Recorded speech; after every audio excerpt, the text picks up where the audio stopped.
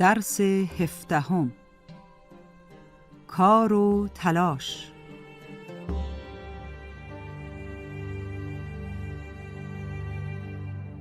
به راهی در سلیمان دید موری، که با پای ملخ می کرد زوری.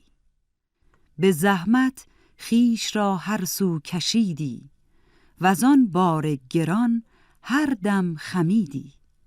ز هر گردی برون افتادی از راه، ز هر بادی پریدی چون پر کاه. چنان بگرفته راه سعی در پیش، که فارغ گشته از هر کس جز از خویش. به تندی گفت کای مسکین نادان، چرایی فارغ از ملک سلیمان؟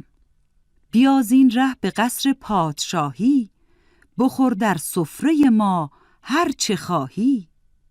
چرا باید چنین خونابه خوردن، تمام عمر خود را بار بردن؟ ره است اینجا و مردم ره گذارند، مبادا بر سرت پایی گذارند.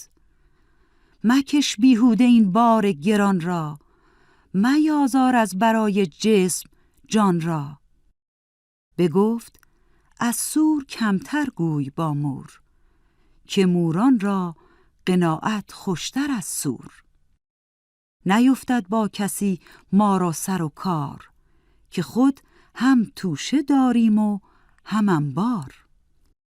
مرا امید راحت هاست زین رنج، من این پای ملخ ندهم به 100 گنج. گرت همواره باید کام کاری، ز مور آموز رسم بردباری. مرو راهی که پایت را ببندند، مکن کاری که هوشیاران بخندند. گه تدبیر عاقل باش و بینا، ره امروز را مسپار فردا. بکوش اندر بهار زندگانی، که شد پیرایه پیری جوانی.